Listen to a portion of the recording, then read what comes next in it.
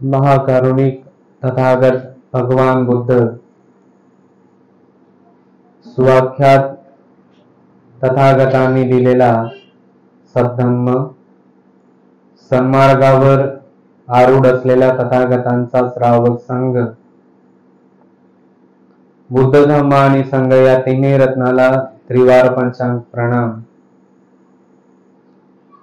ज्या महामानवाने या तिन्ही रत्नाचं दर्शन तुम्हा लोकांना घडवून दिलं, असे विश्वरत्न परमपूज्य बोधिसत्व गुणोपेत डॉक्टर बाबासाहेब आंबेडकर यांच्या समग्र क्रांतिकारी विचारांच्या प्रती कृतज्ञता व्यक्त करून त्यांना अभिवादन.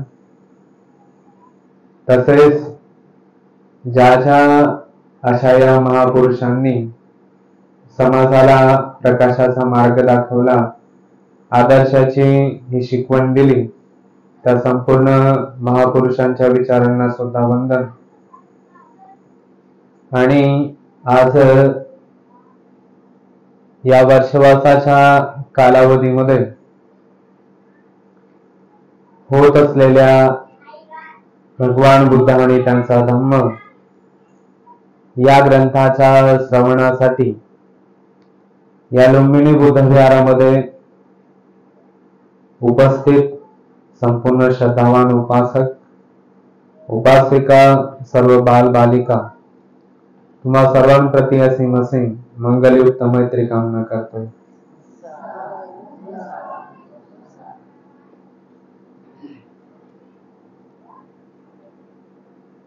भगवान बुद्धाने आपल्या शिकवणुकीमध्ये मानवी मूल्य आपल्याला शिकवलेलं आहे. या मानवी मूल्याची शिकवण तथागतांनी विविध अशा पैलूतून दिलेली आहे. विविध अशा आपण पाहतो की त्यांनी उदाहरणं सांगितलेली आहेत. धम्माला उत्कृष्ट पद्धतीने उकल करून त्यांनी आपल्याला सांगितलेलं आहे. भगवान बुद्धाने एकदा आपल्या अनुयायांना, आपल्या शिष्यांना वस्त्राची एक उपमा देऊन सुंदर असा त्यांना उपदेश सांगितला की जीवनामध्ये आपण कसं जगायला पाहिजे, जीवनामध्ये आपण कशा प्रकारे स्वतःला शुद्ध ठेवू शकतो, त्यासाठी कोणकोणत्या अशा गोष्टी आहे की ज्या आपण जीवनामध्ये अंगीकारल्या पाहिजे. सर्वांनी वस्त्र बघितलेलं आहे, सर्व लोकांना त्या वस्त्राची जाण आहे. वस्त्र हे अशुद्ध का होते? एखादं जर वस्त्र असेल, ते जर अशुद्ध झालं म्हणजे त्यावर जर धूळ वगैरे साचली तर आपण काय करतो, त्याला लगेच स्वच्छ करतो. साध्या पाण्याने आपण त्याला स्वच्छ करण्याचा प्रयत्न करतो. काही डाग असे असतात की ते साध्या पाण्याने सुद्धा निघत नाही, तर आपण काय करतो, पुन्हा त्याला साबणाने किंवा पावडरने वगैरे त्याला स्वच्छ करण्याचा प्रयत्न करतो. एकदा आपण प्रयत्न करतो तरी सुद्धा ते स्वच्छ होत नाही. अजूनही आपण एक दोन वेळा पुन्हा प्रयत्न करतो, तेव्हा कुठे काही प्रमाणात ते वस्त्र काय होत असते की शुद्ध होत असते. परंतु त्या वस्त्राला जर आपण शुद्ध केलंच नाही, त्यावर जर आपण अशीच धूळ ही पुन्हा पुन्हा साचू दिली तर ते वस्त्र घालण्याच्या योग्य राहणार का? तर अजिबातच नाही. आणि त्या वस्त्रावर जर अशी धूळ सतत साचत राहिली तर ते वस्त्र परिधान करण्याच्या तर सोडा, परंतु म्हणतात ना की पाय पुसण्याच्या सुद्धा ते वस्त्र योग्यतेचं राहणार नाही. भगवान बुद्धानेही आपल्या जीवनामध्ये खऱ्या अर्थाने मानवतेची ही किंमत सांगितलेली आहे. मानवतेमध्ये या चारित्र्याचं त्यांनी महत्व सांगितलेलं आहे. आपण अगदी त्याप्रमाणे स्वतःला शुद्ध ठेवलं पाहिजे, नाहीतर आपण सुद्धा मलिन होऊन जाऊ. मलिन कोणकोणत्या गोष्टींनी होते? भगवान बुद्धाने सांगितलेलं आहे की काही जे विकार असतात की ते विकार आपल्याला मलिन करतात. कोणते विकार आहेत? सपोज जर आपल्यामध्ये काही वाईट गोष्टी असेल, सपोज एखाद्या माणसाला किंवा एखाद्या सत्वाला लगेच त्याला राग येत असेल, तर त्याने हे जाणायला पाहिजे की राग एक प्रकारे काय आहे की अशुद्ध आहे, तो आपल्या चित्तावर साचत आहे. तर लगेच आपण काय केलं पाहिजे, तर त्याला दूर करण्याचा आपण प्रयत्न केला पाहिजे. आपल्या मनामध्ये जर द्वेष जर उत्पन्न होत असेल, लगेच जर एकमेकांचा जर आपण द्वेष करीत असो, तर त्या गोष्टीला आपण लगेच जाणलं पाहिजे की द्वेषामुळे सुद्धा आपण मलिन होतो. आणि मलिन एवढं होतो की सतत जर हा द्वेष अखेरच्या क्षणापर्यंत राहिला, तर म्हणतात ना की आपल्याला कोणीच थोडीही किंमत देत नाही. थोडक्यात आपला स्वभाव जर असा उद्धट असेल, तर आपल्यासोबत कोणी बोलणार सुद्धा नाही, आपल्यासोबत कोणी मैत्री सुद्धा करणार नाही.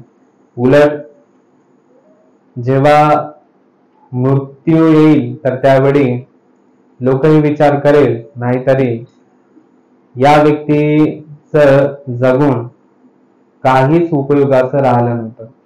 का? कारण की हा सतत इतरांचा द्वेष करायचा, इतरांसोबत त्याचा व्यवहार केव्हा चांगला राहिला नाही, त्याचा जगून तरी काय उपयोग होता.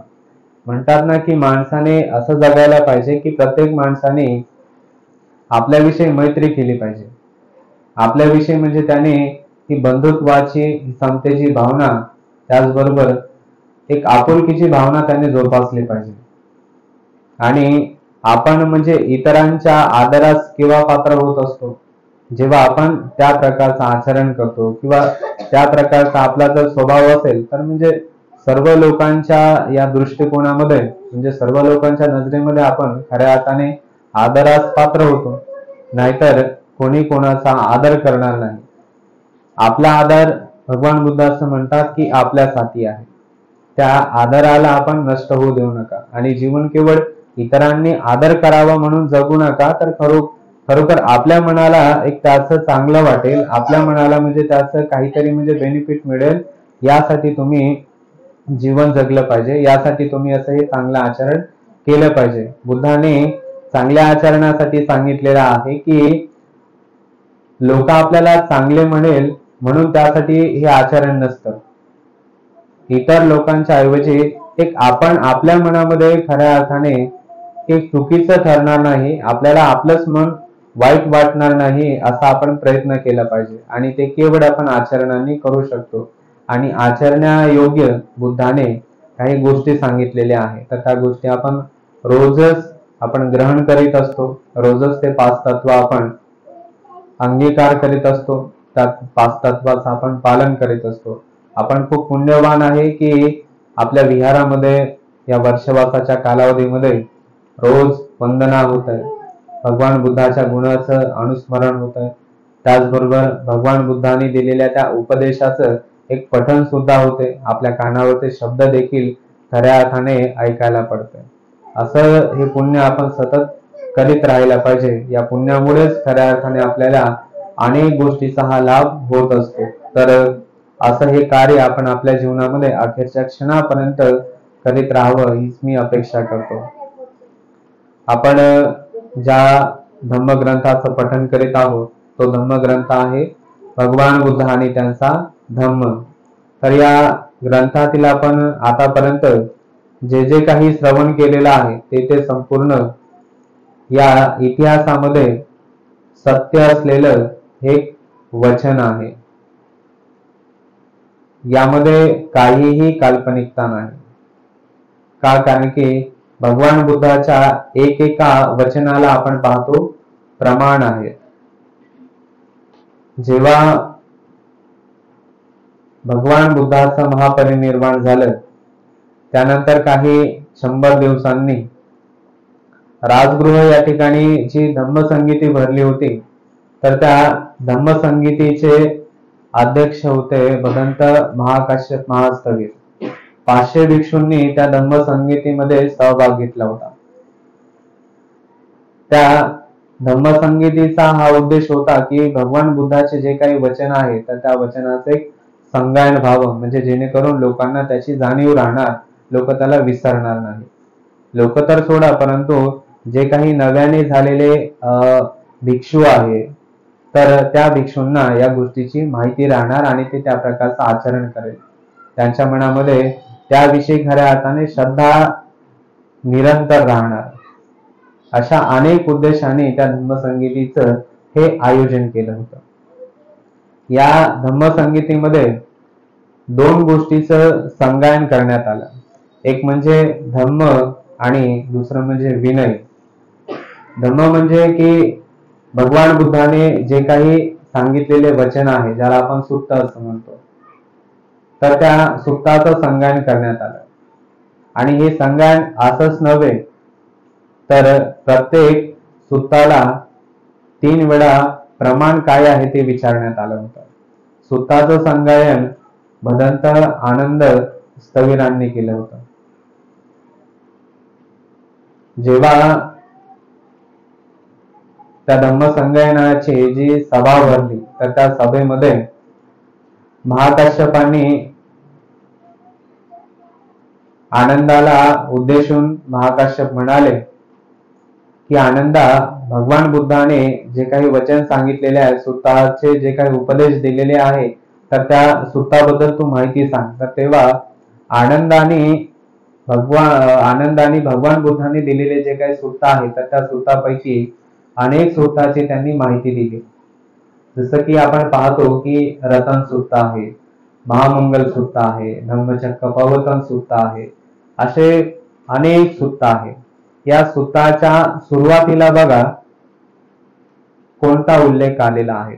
जसं की आपण जेव्हा महामंगल सुत्ताचं पठण करतो तर सुरुवातीला म्हटल्या जाते की एवं मे सुतं एकं समयं भगवा सावतीय विहरती जेतवने अनाहत पिंडिकस्य आरामे. आता याचा काय अर्थ होतो? भगवान बुद्धाने महामंगल सुत्ताचा उपदेश कोणत्या ठिकाणी दिलेला आहे, किंवा तो म्हणतो म्हणून नाही, त्यांनी सांगितलेलं आहे म्हणून नाही, तर त्याला प्रमाण पहा काय आहे. आनंद त्या ठिकाणी त्याला प्रमाण देत आहे की भगवान बुद्धाने असो महामंगल सुत्ताचा जो काही उपदेश दिलेला आहे. आता महामंगल सूत्र किती वर्ष आधीचा आहे, म्हणजे बुद्धाच्या काळातील स्वतः बुद्धांनी सांगितलेलं हे सूत्र आहे. भगवान बुद्धाने संपूर्ण मनुष्याच्या हिताकरता, सुखाकरता, कल्याणाकरता या 38 मंगलाचा उपदेश दिलेला आहे. आणि हा उपदेश त्यांनी कुठे दिलेला आहे? आता काही आपण धर्मामध्ये पाहतो, म्हणतात की तुम्ही असं करायला पाहिजे, तसं करायला पाहिजे, परंतु विचार केल्या असता आपल्याला काही गोष्टीचं प्रमाण मिळत नाही, परंतु बुद्धाच्या वचनाचं प्रमाण आपल्याला मिळतं. आनंद त्या संगायनामध्ये संपूर्ण सभेमध्ये त्या उपस्थित असलेल्या भिक्षू संघांना उद्देशून म्हणतात की एकदा भगवान बुद्ध श्रावस्ती येथे त्या जेतवन विहारामध्ये, ते जेतवन विहार कोणाचं होतं? अनाथ पिंडकाने भगवान बुद्धाला दिलेलं ते जेतवन होतं. त्या विहारामध्ये राहत होते. त्या जेतवन विहारामध्येच भगवान बुद्धांनी या महामंगल सूत्राचा उपदेश दिलेला आहे. उपदेश देण्यामागचं काय कारण असेल?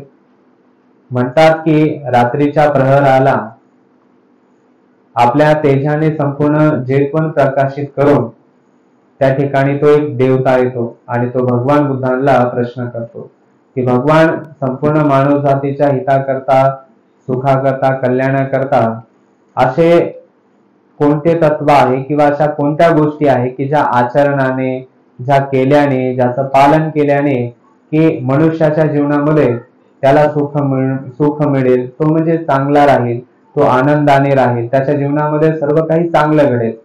तर चांगलं घडण्यासाठी, एक चांगलं राहण्यासाठी, सुरक्षित राहण्यासाठी भगवान बुद्ध त्या देवतेला उद्देशून सांगतात. हा प्रश्न कोणी विचारला होता? आता पहा, सर्वसाधारण व्यक्तीने हा प्रश्न विचारला नाही, तर देवतेने हा प्रश्न विचारला.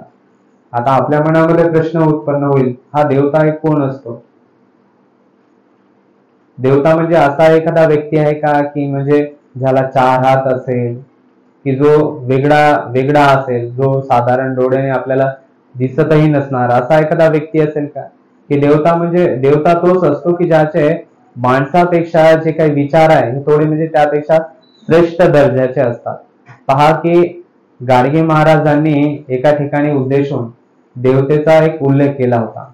म्हणतात एक कीर्तन होतं. त्या कीर्तनामध्ये गाडगे महाराजांनी लोकांना प्रश्न केला की तुम्ही देव पाहिला आहे का? त्यावेळी अनेक लोकांनी गाडगे महाराजांना उत्तरही दिलं की हो, आम्ही पाहिला आहे. मग वर्णन करू लागले. पुन्हा म्हणतात की त्यांनी प्रतिप्रश्न विचारला की तुम्ही पाहिला आहे ना देव, तर तुमचा देव कसा दिसतो? काही लोक सांगू लागले की आमचा देव काळा आहे, आमचा देव गोरा आहे, आमच्या देवाला 4 हात आहे, आमचा असा आहे तसा आहे. म्हणजे वेगवेगळं वर्णन करून ते लोक सांगू लागले. त्यानंतर मग पुन्हा गाडगे महाराजांनी प्रतिप्रश्न केला. मग तो स्वतःच्या हाताने काही क्रिया करतो का, त्याचे विचार कसे आहे, असे काही प्रश्न केल्यानंतर मग काय झाले, शेवटी लोक निरुत्तर झाले. त्यांच्याकडे मग उत्तरच नव्हतं. त्यांना काय सांगावं, कशा प्रकारे आम्ही आमच्या या देवाला सिद्ध करावे हे म्हणजे त्यांना काही कळालंच नाही. मग तेव्हा गाडगे महाराज त्यांना म्हणतात, आज मी तुम्हाला जिवंत देव दाखवणार आहे. मग त्यांनी कोणाला देव म्हटलं असेल? तेव्हा त्या ठिकाणी बाबासाहेब आंबेडकर सुद्धा कीर्तन ऐकण्यासाठी आले होते. गाडगे महाराजांनी बाबासाहेब आंबेडकरांकडे इशारा केला आणि त्यांना म्हणाले की हा बघा, हा तुमचा देव आहे, हा जिवंत माणसातला देव आहे. आता बाबासाहेब आंबेडकरांचं कार्य कसं होतं? सर्व समाजाला घडवणारं कार्य होतं, त्यांना पुढे घेऊन जाणारं कार्य होतं. आणि त्यावेळी ते काय करीत होते की म्हणजे गरीब मुलांच्या, अशा म्हणजे परिस्थितीने खूप हालाकीचे असलेले अशा लोकांना शिक्षण देण्यासाठी बाबासाहेब आंबेडकरांनी एक म्हणजे चळवळच उभी केली होती. आणि स्वतः बाबासाहेब आंबेडकर शिक्षित होते. शिक्षणाची प्रेरणा सर्व लोकांना ते देत होते. पहा, आता गाडगे महाराजांनी देव कोणाला म्हटलं? बाबासाहेब आंबेडकरांना. आता का देव म्हटलं? त्यांच्या कार्यामुळे. का? कारण की साधारण माणसापेक्षा कितीतरी उच्च दर्जाचे विचार कोणाचे होते? त्या देवाचे होते. देव म्हणजे असा एखादा काही चमत्कारी का वगैरे असा काही व्यक्ती वगैरे आहे का? नाही. म्हणतात ना की देव पण कोणामध्ये आहे? देव पण आपल्यामध्येच आहे, परंतु केव्हा? आपल्या विचाराने खऱ्या अर्थाने आपल्यामध्ये ते देव पण येत असते. आता जर आपण विचार केला त्या भगवान बुद्धाने सांगितलेल्या त्या 38 मंगलाचा, पहा किती म्हणजे एक खऱ्या अर्थाने उत्कृष्ट असलेले एक माणसाला पुढे घेऊन जाणारे बुद्धाने ते विचार सांगितलेले आहे. काय काय सांगितलेलं आहे त्या विचारामध्ये? बुद्ध काय म्हणतात? काही जर आपण त्या गाथा समजून घेतल्या तर खऱ्या अर्थाने आपल्याला त्या गाथेचं महत्व कळून येईल. केवळ म्हणण्यासाठी त्या गाथा नाही आहे, तर त्या खऱ्या अर्थाने आचरण करण्यासाठी. त्या गाथेमध्ये कितीतरी एक महत्वाचं आणि एक उत्कृष्ट दर्जाचं त्यामध्ये ते तत्वज्ञान दडलेलं आहे. पहा, एक गाथा त्यामध्ये सांगितलेली आहे, ती म्हणजे माता पितु उपत्थानं पुत्रदारस संगहो अनाकुलास कम्मंता एतम मंगलम उत्तम. आता मुलाच्या कल्याणासाठी, मुलाच्या मांगल्यासाठी कोणती गोष्ट जास्त महत्वाची आहे? बुद्धाने सांगितलं ती म्हणजे माता पित्याचं पालन पोषण, माता पित्याची सेवा, माता पित्याचं पूजन, माता पित्याची काळजी, माता पित्यांप्रती असलेला तो कृतज्ञता भाव जास्त गरजेचा आहे. का? कारण की पहा, शेवटी काय, आपल्याला जन्म कोणी दिलेला आहे? जन्म आपला काय आकाशातून झालेला आहे का? पूर्व ग्रंथामध्ये जे काही म्हणजे काल्पनिक ग्रंथामध्ये सांगितल्या जाते की शूद्र कुठून कुठून उत्पन्न झालेले आहे. काही व्यक्ती डोक्यातून उत्पन्न झालेले आहे, काही व्यक्ती वेगळ्याच बाहूतून उत्पन्न झालेले आहे, काही लोक पायातून उत्पन्न झालेले आहे, अशा प्रकारे सांगितलं जाते. परंतु माणसाचा जन्म तसा होतो का? माणसाचा जन्म हा खऱ्या अर्थाने आई वडिलां, शेवटी काय, आई वडिलांमुळेच अपत्याला हे जग पाहायला मिळते. त्या आईच्या वेदना किती असतात? ती आई म्हणजे कितीतरी म्हणतात ना की कठोर वेदना सहन करून आपल्या त्या अपत्याचं रक्षण करतात. कोणीही इतर व्यक्ती करू शकते का? अजिबात नाही. त्या वडिलांचं किती आपल्या पुत्रासाठी असलेलं महान त्यांचं एक ते कार्य असतं किंवा त्यांचं कितीतरी अफाट ऋण होते. बुद्धाने सांगितलेलं आहे की तुम्ही तुमच्या जीवनामध्ये तुमच्यावर कितीही करोडो रुपयाचं जरी कर्ज असेल ते तुम्ही फेडू शकता, त्याचं ऋण तुम्ही ते फेडू शकता. बाकी इतर लोकांचंही कितीही कर्ज असेल, कितीही ऋण असेल, तुम्ही त्या ऋणातूनही स्वतःला मुक्त करू शकता. परंतु एकमेव असं कर्ज आहे किंवा असं एक ऋण आहे ते म्हणजे आपल्या माता पित्याचं. तुम्ही त्यांना कितीही दिलं, काही केलं तरी देखील त्यांच्या ऋणातून तुम्ही मुक्त होऊ शकत नाही. एवढं महत्व भगवान बुद्धाने पहा त्या माता पित्यांचं सांगितलेलं आहे. केवळ म्हणतात ना की म्हणजे मृत्यू झाल्यानंतर त्यांच्या नावाने तेरवी केल्याने काही एवढं जेवढं पाहिजे तुम्हाला भेटत नाही. म्हणतात की जिवंतपणे तुम्ही त्यांना दुःख देऊ नका. जिवंतपणे म्हणजे त्यांना पश्चाताप होईल, जिवंतपणे त्यांना त्रास होईल असं तुम्ही कार्य करू नका. एका ठिकाणी सांगितलेलं आहे की जेवढी गरज एखाद्या लहान मुलाला म्हणजे बालपणामध्ये एखाद्या म्हणजे जन्मलेल्या त्या अपत्याला आपल्या माता पित्याची राहते, तेवढीच गरज वयोवृद्ध अवस्थेमध्ये आपल्या माता पित्यांना कोणाची राहते? ती म्हणजे मुलाची राहते. परंतु शोकांतिका आपण अशी पाहतो की एवढी अशी पवित्र शिकवण आहे, एवढी दिलेली सुंदर अशी विचारधारा आहे, परंतु या विचारधारेला म्हणजे न समजून घेतल्याने, न जाणून घेतल्याने आज काय घडत आहे या ठिकाणी म्हणजे कितीतरी आपण हे वृद्धाश्रम देखील पाहतो आहे. का? कारण की याच गोष्टीला आपण समजून घेतलेलं नाही. ही गोष्ट जर आपण जाणून घेतली नाही, याला समजून घेतलं नाही, मग कितीही आपण हजारो पूजापाठ केले, हजारो उपास तापास केले, त्याचा काही अर्थ राहणार आहे का? अजिबात नाही. म्हणून बुद्धाने या आचरणाला जास्त महत्व दिलेलं आहे. म्हणजे दुराचरणाने आपलं मन हे खऱ्या अर्थाने मलिन होऊ देऊ नका, अशी शिकवण बुद्धांनी आपल्या या उपदेशामध्ये दिलेली आहे. आणि हा उपदेश यांनी सांगितला म्हणून सत्य आहे असं नव्हे, तर त्याला ते प्रमाण आहे. कुठे दिलेला आहे, कोणाला दिलेला आहे, कोणत्या उद्देशाने दिलेला आहे, कोणत्या कारणाने दिलेला आहे, या सर्व गोष्टीचं जे काही प्रमाण आहे हे आपल्याला या इतिहासामध्ये खऱ्या अर्थाने दिसून येते. म्हणून या अशा धम्मग्रंथातील एक एक शब्द हा कसा आहे? सत्य आहे. आणि म्हणतात ना की सत्यावर आपण काय ठेवायला पाहिजे? विश्वास ठेवायला पाहिजे. का? कारण की सत्य हे माणसाला चुकीच्या मार्गाने घेऊन जाणार आहे का? सत्याचा मार्ग जरी आपल्याला कठीण वाटत असेल, परंतु शेवटी तो आपल्याला उच्च शिखराकडेच घेऊन जात असते. आता एखादा माणूस पर्वत चढणारा आहे. आता पर्वतावर जर आपल्याला चढायचं असेल तर पहा किती संघर्ष करावा लागते. आपण दमून जातो, थकून जातो. एकाएकी चढू शकतो का? म्हणजे चढण्यासाठी कितीतरी म्हणजे आपल्याला प्रयत्न करावा लागतं, कितीतरी आपल्याला तो संघर्ष करावा लागतो. तेव्हा कुठे आपण तो पर्वत चढत असतो. चढत आहे म्हणजे आपण कुठे पोहोचत आहे? उच्च शिखर आपण गाठत आहे. मग त्यासाठी कितीही अडचणी आल्या, कितीही म्हणजे आपत्ती आली, कितीही म्हणजे विपत्ती आली, तरी देखील आपण न थांबता प्रयत्न आपण जर सुरूच ठेवले तर शेवटी तो पर्वत चढूनही आपण जाऊ शकतो.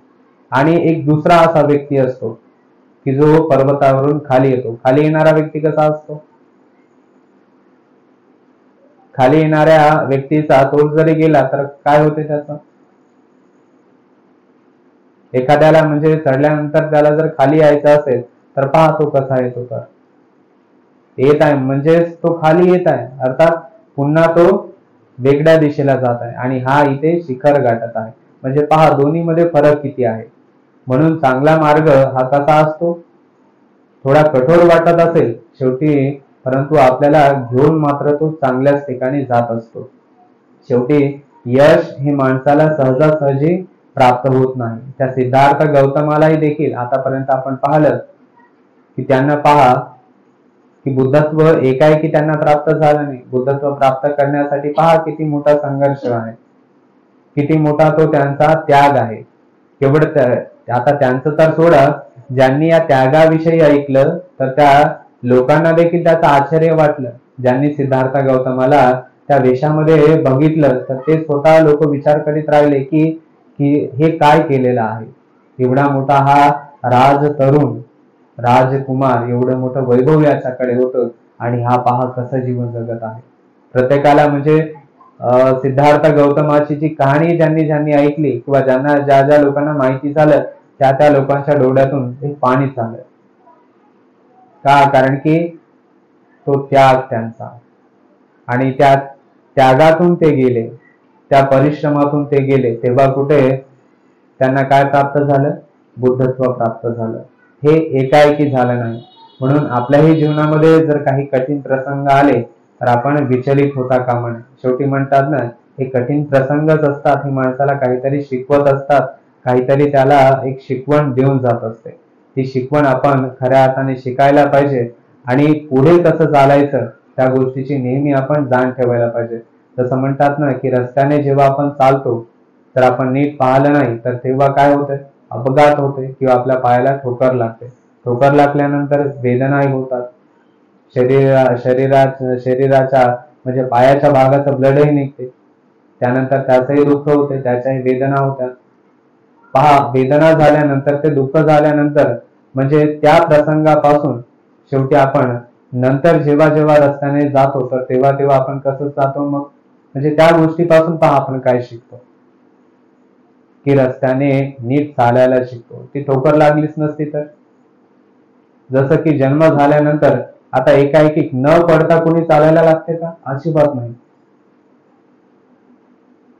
असं कोणी आहे का की म्हणजे जन्मल्याबरोबर की तो म्हणजे जमिनीवर पडलाच नाही? प्रत्येक व्यक्ती पडला. बोलायला तरी आपल्याला कितीतरी म्हणजे दिवस लागतात, चालायला देखील 1-1.5 वर्ष आपल्याला लागते, तेव्हा कुठे आपण चालू लागतो. आणि त्यासाठी देखील कितीतरी वेळा म्हणजे माणूस हा पडत असतो. म्हणून म्हणतात की आपल्या जीवनामध्ये येणाऱ्या त्या कठीण प्रसंगांना घाबरायचं नाही, तर त्यापासून काहीतरी शिकायचं आणि पुढे कसं चालायचं आहे ती शिकवण आपण धारण करून खऱ्या अर्थाने आपण नीट चालायला शिकलं पाहिजे. सर्व प्राणी दुःखमुक्त हो, दुःखमुक्त हो.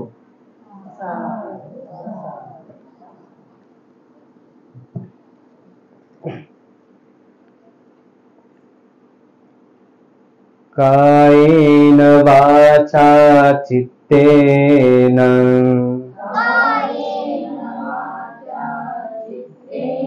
पमादेन मयं कृतं अच्छयोखममे भन्ते भूरि पय्या तथागतम् कायेन वाचा चित्तेन पमादेन मयं कृतं अच्छयोखममे धम्मं सान्दिठिकं अकालिकं कायेन वाचा चित्तेन पमादेन मयं कृतं अच्छयोखममे संघं पुण्यं केतं अनुत्तरं बुद्धं नमामि धम्मं नमामि संघं नमामि